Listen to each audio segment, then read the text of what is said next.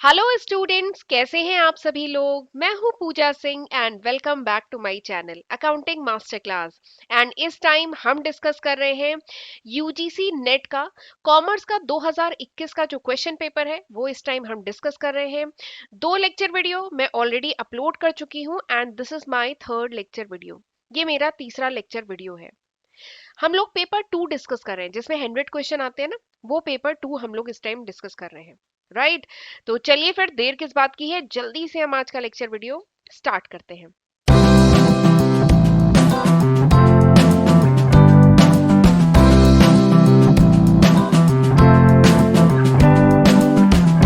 और एक बात और है, लेक्चर स्टार्ट करने से पहले कहना चाहूंगी कि अगर लेक्चर यूजफुल लगा करे तो प्लीज लाइक जरूर किया करें। ठीक है। एक एक वीडियो बनाने में बहुत मेहनत बहुत एफर्ट लगता है। राइट। तो चलिए जल्दी से देखते हैं हमारा पहला क्वेश्चन जो है क्वेश्चन नंबर 7। तो क्वेश्चन नंबर 7 क्या है कि इसमें लिस्ट दी गई है, लिस्ट 1 एंड लिस्ट 2। आपको मैच करने हैं इसके आइटम्स। लिस्ट 1 में क्या दिया गया है, nature of commodity, and list 2 में दिया गया है income elasticity of demand. Nature of commodity में चार टाइप के गुड्स हैं, जैसे नॉर्मल गुड है, इंफीरियर गुड है, लग्जरीज गुड है एंड नेसेसिटी गुड है। इनकम इलास्टिसिटी ऑफ डिमांड की दी गई है। ठीक है। Greater than 1, between 0 and 1, greater than 0 and less than 0। ठीक है। ग्रेटर देन 0 जिसमें पॉजिटिव है एंड लेस देन 0 जो निगेटिव है। तो आपको इन्हें मैच कराना है और बताना है इन चारों में से कौन सा सही है। ठीक है। तो दिस इज द क्वेश्चन। ठीक। तो सबसे पहले मैं बताना चाहूंगी कि ये जो क्वेश्चन है ये इकोनॉमिक्स में लॉ ऑफ डिमांड जो टॉपिक है ना उससे है। तो एक बात और है, आपको डिटेल में अगर ये टॉपिक पढ़ना है ना तो मेरे चैनल पे इकोनॉमिक्स की प्लेलिस्ट है जिसमें मैंने law of demand, elasticity of demand, ये सब बहुत डिटेल में पढ़ाया है। तो आप वहां से देख सकते हैं और डिटेल में। बाकी हम वही तरीका फॉलो करेंगे जो मैं हमेशा करती हूँ। मैं इस क्वेश्चन के बारे में आपको डिटेल में समझाऊंगी, फिर देखिएगा आंसर आप खुद ही बता देंगे। तो चलिए फिर देखते हैं इस क्वेश्चन के बारे में। तो law of demand, law of demand. ठीक है। तो लॉ ऑफ डिमांड हम पहले भी डिस्कस कर चुके हैं कि अगर बाकी फैक्टर कांस्टेंट है then price and the quantity demanded of the product of the commodity is inversely proportional. Law of demand का क्या मतलब है कि बाकी अगर फैक्टर्स कांस्टेंट है तो जो प्राइस ऑफ द कमोडिटी है और जो क्वांटिटी डिमांडेड है ये दोनों इनवर्सली प्रोपोर्शनल होते हैं। इसका क्या मतलब है कि अगर किसी प्रोडक्ट की प्राइस बढ़ती है तो उसका क्वांटिटी डिमांडेड क्या होता है, कम होता जाता है। ठीक। लेकिन अब सवाल आता है कि कितना कम होगा, कैसे प्राइस और क्वांटिटी वेरी करेगी। तो उसको हम मेजर करते हैं इलास्टिसिटी ऑफ डिमांड, यानी डिमांड कितनी इलास्टिक है, कैसे वेरी करेगी, डिग्री ऑफ रिस्पॉन्सिवनेस क्या होगी। तो उसको हम मेजर करते हैं इलास्टिसिटी ऑफ डिमांड से। एंड इलास्टिसिटी ऑफ डिमांड तीन टाइप की होती है। एक होता है प्राइस इलास्टिसिटी ऑफ डिमांड, एक होता है इनकम इलास्टिसिटी ऑफ डिमांड, और एक होता है क्रॉस इलास्टिसिटी ऑफ डिमांड। ठीक। तो ये जो क्वेश्चन है ना ये इनकम इलास्टिसिटी ऑफ डिमांड से है। तो इनकम इलास्टिसिटी ऑफ डिमांड मतलब क्या होता है कि देखिए इसका फॉर्मूला लिखती हूँ पहले। इनकम इलास्टिसिटी ऑफ डिमांड मतलब change in quantity demanded divided by change in income of consumer. यानी कंज्यूमर की इनकम अगर चेंज करती है तो क्वांटिटी डिमांडेड पे क्या असर पड़ेगा, ये होता है इनकम इलास्टिसिटी ऑफ डिमांड। ठीक। तो अब यहाँ पे चार टाइप के देखिए फॉर्मूला मैंने बता दिया और ये फॉर्मूला बहुत काम का है जिससे आप करेंगे क्वेश्चन। ठीक। तो चलिए अब मैं सबसे पहले बात करती हूँ नॉर्मल गुड की। तो नॉर्मल गुड क्या होता है, तो नॉर्मल गुड नाम से ही समझ में आ रहा है। नॉर्मल गुड जैसे फ्यूल्स हुआ, क्लोथिंग है, घर की चीजें, घर के अप्लाइंसेस वगैरह, ये सब नॉर्मल गुड है। तो नॉर्मल गुड के बारे में अगर बोलूं तो जैसे जैसे पर्सन की इनकम बढ़ेगी नॉर्मल गुड की डिमांड क्या होगी, बढ़ेगी ना। ठीक है। As the income of the consumer increases the demand जो होगी इन नॉर्मल गुड्स की बढ़ेगी। तो यानी क्या है, इनकी मैं इनकम इलास्टिसिटी ऑफ डिमांड की बात करूं तो वो क्या होगा, पॉजिटिव होगा, ग्रेटर देन 0 होगा। ठीक है। तो एक इससे मैच हो रहा है 3 से, थर्ड से। ठीक है। अगला क्या है, इंफीरियर गुड। तो इंफीरियर गुड हम जानते हैं कि this is just opposite of the normal good. Normal good का जस्ट अपोजिट होता है इंफीरियर गुड। ठीक है।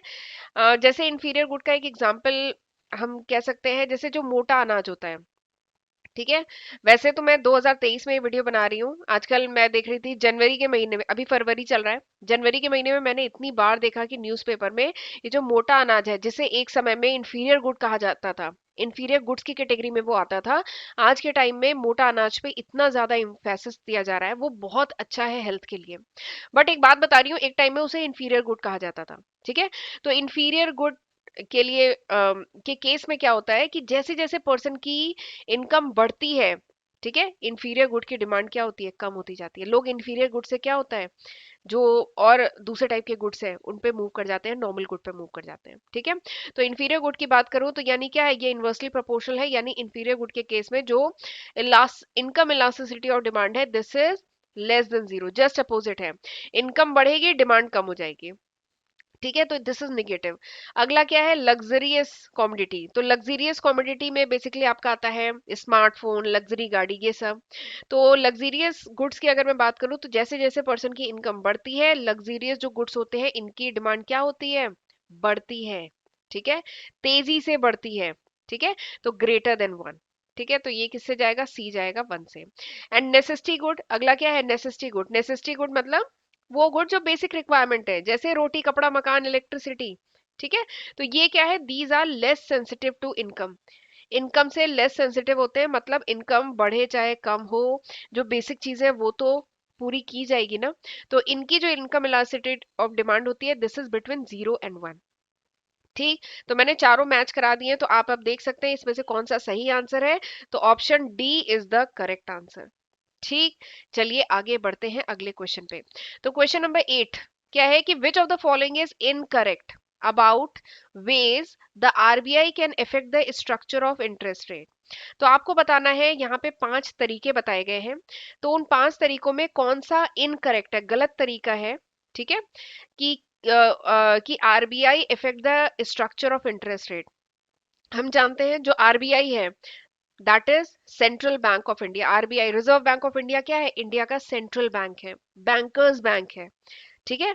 तो आरबीआई जो है इंडिया का जो इंटरेस्ट रेट है, बैंकिंग में जो इंटरेस्ट रेट है उसको इफेक्ट करता है, ठीक है। उसके रिगार्डिंग पॉलिसी वगैरह बनाना क्या रहेगा ये सब आरबीआई डिसाइड करता है, ठीक है। तो उसको डिसाइड करने में आरबीआई किन तरीकों से इंटरेस्ट रेट को इफेक्ट डाल सकता है, ये आपको बताना है। उसमें से आपको इनकरेक्ट बताना है, यहाँ पे 5 ऑप्शन दिया है, आपको इनकरेक्ट तरीका बताना है। तो कौन कौन सा तरीका है वो मैं आपको बता देती हूँ। सबसे पहला क्या है, by changing the treasury bill rate, ठीक है, by changing the treasury bill rate. तो हाँ, आरबीआई जो है ट्रेजरी बिल के रेट को चेंज करके इंटरेस्ट रेट को इफेक्ट डाल सकता है, तो ये तो सही है, ठीक। और एक बात और है कि ये जो पूरा बैंकिंग है, आरबीआई वगैरह या कॉमर्शियल बैंक या क्रेडिट सिस्टम, इन सब पे मैं बहुत डिटेल में सेपरेट वीडियो बना चुकी हूँ। Even repo rate, reverse repo rate, bank rate, ठीक है, एसएलआर, सीआरआर, इन सब पे मेरे चैनल पे वीडियो है।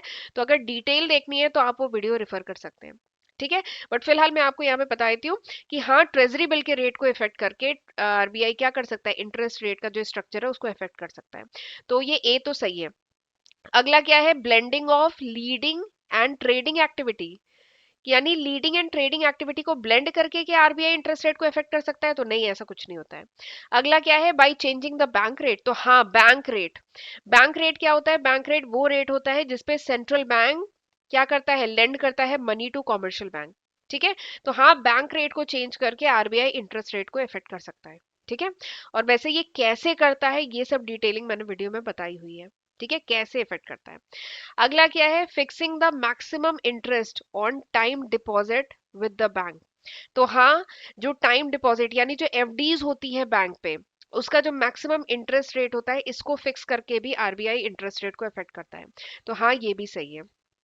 अगला क्या है, ineffective tapping and mobilisation of saving. तो tapping and mobilisation of saving, तो ये इससे नहीं होता कोई इफेक्ट इंटरेस्ट रेट पे, ठीक है। तो ये नहीं होगा।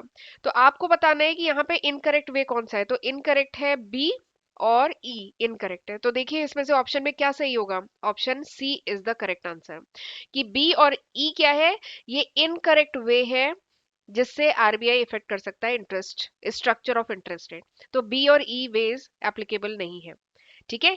ए सी डी, ये जो ए सी एंड डी, इन तरीकों से आरबीआई, ठीक है, इंटरेस्ट रेट को इफेक्ट कर सकता है, राइट। चलिए अगला क्वेश्चन देखते हैं। अगला क्वेश्चन क्या है, एन आईटीआर वन। जो आईटीआर वन है can be use by an individual having an income from.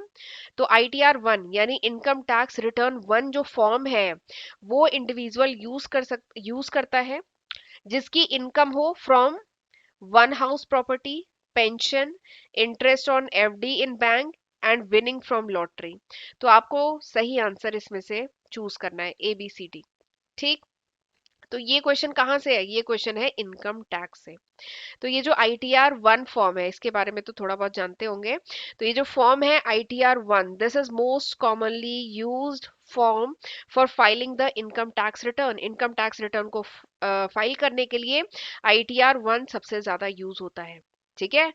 But ये सवाल आता है कि ये जो फॉर्म है कौन यूज करता है? ठीक है, who is eligible for ITR 1, उसी से रिलेटेड ये क्वेश्चन है कि ITR 1 जो फॉर्म है कौन यूज करता है, हु इज एलिजिबल। तो ये जो ITR 1 है, अच्छा एक क्विज मुझे याद आ रहा है, आप मुझे बताइएगा कमेंट सेक्शन में। ये जो ITR 1 है इसको कुछ कहा जाता है, इसका हिंदी में कुछ नाम है। एक हिंट दे देती हूँ, वो जो नाम है वो S से शुरू होता है। ठीक है, आप मुझे कमेंट सेक्शन में बताएंगे जो ITR 1 है उसको हिंदी में क्या कहते हैं। उसका नाम S से स्टार्ट होता है। ठीक। 5 लेटर है इसमें चलिए ये भी बता देती हूँ। ठीक है, आप मुझे बताइएगा कमेंट सेक्शन में। तो चलिए वापस क्वेश्चन पे आते हैं। तो ये जो ITR 1 है कौन यूज करता है? ठीक है। तो ITR 1 वो रेसिडेंट इंडिविजुअल यूज करते हैं जिनमें दो कंडीशन है। वो रेसिडेंट इंडिविजुअल यूज करते हैं, पहला क्या है, जिनकी टोटल इनकम 50 लाख से ज्यादा ना हो ड्यूरिंग अ फाइनेंशियल ईयर। जिनकी टोटल इनकम क्या हो, लेस देन 50 लाख हो ड्यूरिंग अ फाइनेंशियल ईयर। ठीक है, वो ITR 1 यूज करते हैं। और दूसरा क्या है, जिनकी इनकम कहाँ से हो, जिनकी इनकम ITR 1 वो यूज करते हैं जिनकी इनकम कहाँ से हो, जिनकी इनकम हो फ्रॉम सैलरी, जिनकी इनकम हो फ्रॉम वन हाउस प्रॉपर्टी। ठीक है, जिनकी इनकम हो फ्रॉम पेंशन, फैमिली पेंशन, जिनकी इनकम हो agriculture income but less than 5,000। ठीक है, अप टू 5,000। ठीक है, या जिनकी अदर सोर्सेज से हो। अदर सोर्सेज जैसे सेविंग अकाउंट जो है उसका इंटरेस्ट। ठीक है, जैसे FD वगैरह है, पोस्ट ऑफिस डिपॉजिट है, उसका इंटरेस्ट। ठीक है, जैसे इनकम टैक्स रिफंड हुआ।